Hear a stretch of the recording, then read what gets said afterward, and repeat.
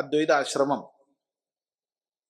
1992 October മാസത്തിലാണ് സ്ഥാപിതമായത്.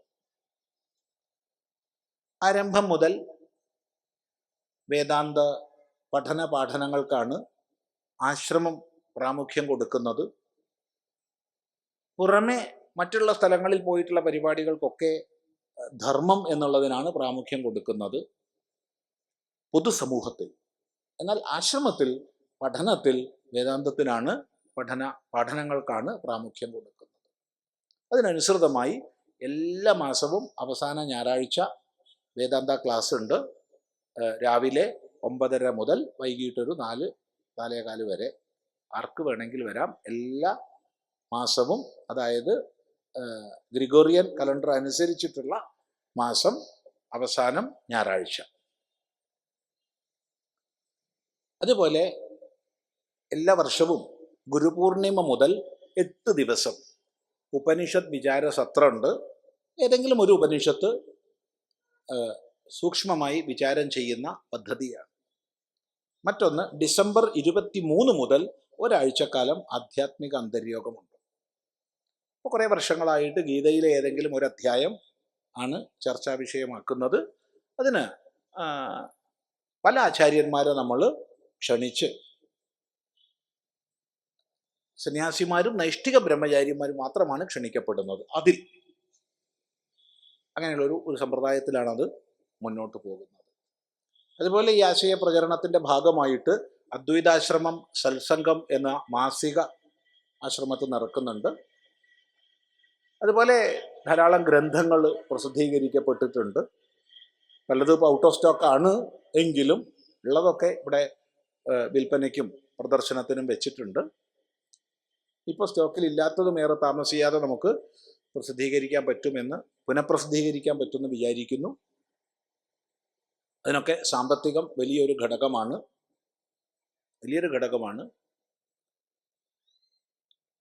ആശ്രമത്തോട് ചേർന്ന് ശ്രീ ശങ്കര ചാരിറ്റബിൾ ട്രസ്റ്റിൻ്റെ ആഭിമുഖ്യത്തിൽ ശ്രീ ശങ്കര വിദ്യാമന്ദിരം പ്രവർത്തിക്കുന്നുണ്ട്.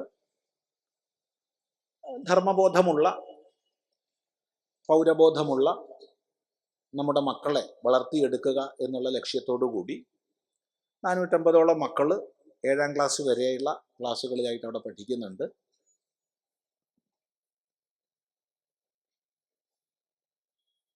പിന്നെ തീർത്തും സമാജത്തിൻ്റെ ശ്രദ്ധ അർഹിക്കുന്ന വൃദ്ധജനങ്ങൾക്ക് വേണ്ടി, ആരോരും നോക്കാനില്ലാത്ത നമ്മുടെ മുത്തശ്ശന്മാർക്ക് വേണ്ടി ശ്രീ ശങ്കര വൃദ്ധസേവാ കേന്ദ്രം പ്രവർത്തിക്കുന്നുണ്ട്. അതുപോലെ വേദാന്ത പ്രചരണം, ധർമ്മ പ്രസരണം എന്നുള്ളത് ഉദ്ദേശിച്ചുകൊണ്ട് കേരളത്തിൻ്റെ വിവിധ ഭാഗങ്ങളിൽ ആശ്രമത്തിൻ്റെ കേന്ദ്രങ്ങളുണ്ട്. എല്ലാം ശ്രീ ശങ്കര ചാരിറ്റബിൾ ട്രസ്റ്റിൻ്റെ ആഭിമുഖ്യത്തിലാണ്. തിരുവനന്തപുരത്ത് ഇടയ്ക്കോട് തപോവനാശ്രമം, കൊല്ലത്ത് കുഴിയം തെക്ക് ശക്തിപാത അദ്വൈതാശ്രമം, പാലക്കാട് മാത്തൂർ പഞ്ചായത്തിൽ ആനിക്കോട് ശ്രീ ശങ്കര അദ്വൈതാശ്രമം, മലപ്പുറം ജില്ലയിൽ പാണ്ടിക്കാട് അടുത്ത് കൊടശ്ശേരി ശ്രീ ശങ്കര സേവാശ്രമം, വയനാട്ടിൽ മീനങ്ങാടിയിൽ നരനാരായണ അദ്വൈതാശ്രമം, കണ്ണൂർ മട്ടന്നൂരിൽ ലക്ഷ്മി കൃഷ്ണ അദ്വൈതാശ്രമം, കാസർഗോഡ് കാഞ്ഞങ്ങാട് ശ്രീ ശങ്കരം സനാതനധർമ്മ പഠന കേന്ദ്രം, കോഴിക്കോട് ജില്ലയിൽ മാത്തറയിൽ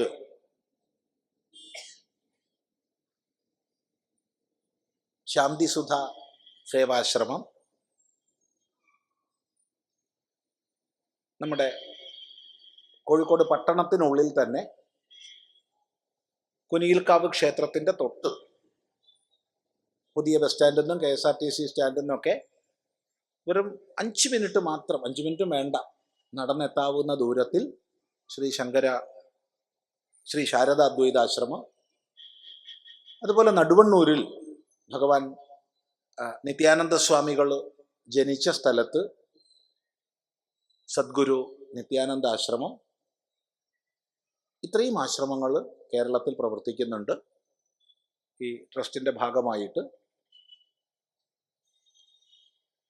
അതുപോലെ നമ്മുടെ ഗുരുസ്ഥാനമായ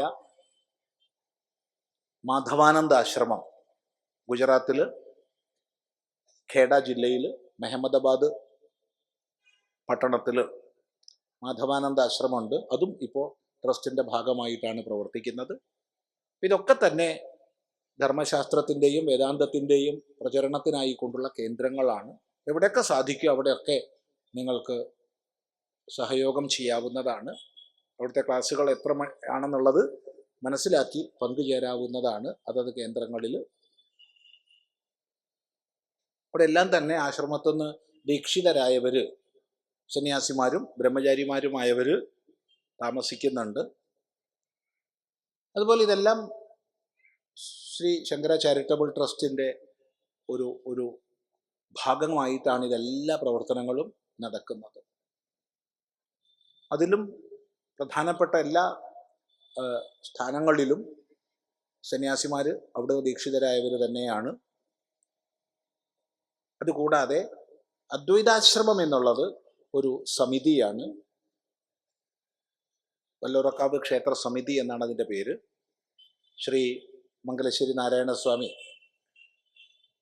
വല്ലൂറക്കാവ് ക്ഷേത്രം അടങ്ങുന്ന സ്ഥലം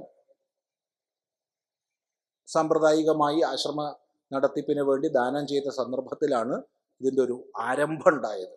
അന്ന് രൂപീകരിച്ച സമിതിയാണ്. ആ സമിതിയുടെ അധ്യക്ഷനും കാര്യദർശിയും ഖജാൻജിയും കാലത്തിനനുസരിച്ച് മാറും. അവരും ഈ ട്രസ്റ്റിലെ ട്രസ്റ്റികളാണ്. അങ്ങനെയാണ് ഇതിൻ്റെ ഒരു ഘടന.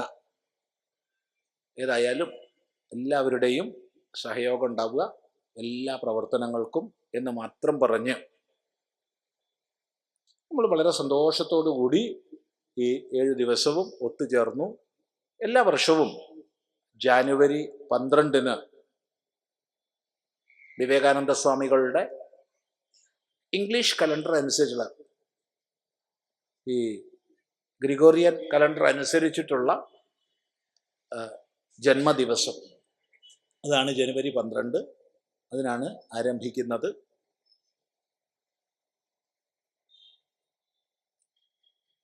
ഒരാഴ്ചക്കാലം എല്ലാവരും ഒന്ന് ഓർമ്മിച്ച് വയ്ക്കുക. നമ്മളാൽ കഴിയുന്ന രീതിയിൽ അതിൽ സജ്ജനങ്ങളെ പങ്കെടുപ്പിക്കാൻ എല്ലാവരും ശ്രമിക്കുക. ഇതൊക്കെയാണ് പറയാനുള്ളത്. വളരെ വളരെ സന്തോഷത്തോടു കൂടി ഈ ഒരാഴ്ചത്തെ ഈ കാര്യപരിപാടിയുടെ സമാപനത്തിലേക്ക് നമുക്ക് കടക്കാം.